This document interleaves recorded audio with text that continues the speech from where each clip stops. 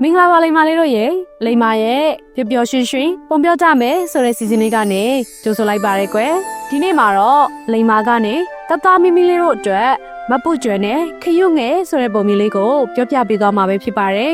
ရှိတုန်းကနန်းတော်လို့ခေါ်တဲ့ရွာကလေးတစ်ရွာမှာမပုတ်ကျွဲဆိုတဲ့မိန်းကလေးတစ်ယောက်ရှိတဲ့မပုတ်ကျွဲကចောင်းသွားရတာကိုတော့ပြောပေမဲ့စားကြက်ရမှာကိုတော့အလွန်ပြင်းတာပေါ့ဒါကြောင့်လဲအတန်းထဲမှာအမြဲတမ်းအမှတ်အနည်းဆုံးဖြစ်ပြီးဆီယာမရဲ့အဆူကိုခဏခဏခံရတတ်တယ်လေဒီနေ့မှာတော့ဆီယာမကကဲကလေးတို့ရေမနေ့ကစာမွေးပဲစစ်မယ်နော်အမှတ်အများဆုံးရတဲ့သူကိုဆုရှမယ်လို့ပြောလိုက်ပါလေရောကလေးတွေအားလုံးဆုရကြလို့အပြိုင်ဆိုင်စားကြကြတာပေါ့မပုတ်ကျွဲလေဒီတစ်ခါတော့ငါလည်းဆုရအောင်လုပ်မယ်ဆိုပြီးစိတ်ကူးရင်ပြီးအိမ်ပြန်လာခဲ့တယ်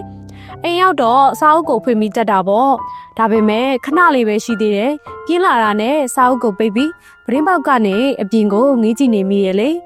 အဲ့ဒီချိန်မှာမပုတ်ကျွဲကရှန်စီယိုတိုင်လေးပေါ်ကိုတရွေ့ရွေ့တက်နေတဲ့ခီယူလေးတစ်ကောင်ကိုသတိထားမိသွားတယ်။အိုးဒီခီယူလေးကနှေးလိုက်တာသူတက်နေတဲ့ရှန်စီယိုတိုင်ကမြင်လိုက်တာ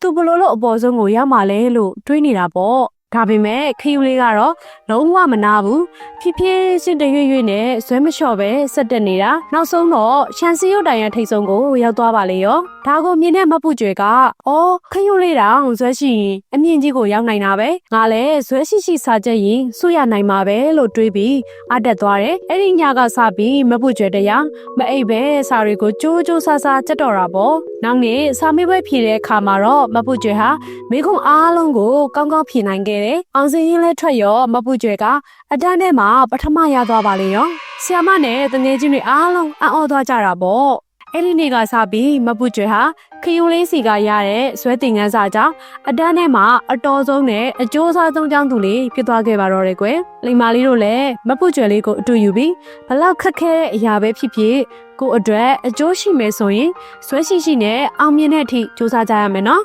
အခုလိုမျိုးလိမ္မာရဲ့ဖန်တီးမှုသစ်လေးတွေကိုသိရှိနိုင်မှုအတွက်လိမ္မာရဲ့ channel လေးတွေကို like and subscribe လုပ်ထားဖို့လည်းမမေ့နဲ့နော်နောက်ဗီဒီယိုလေးတွေမှာပြန်တွေ့ကြပါမယ်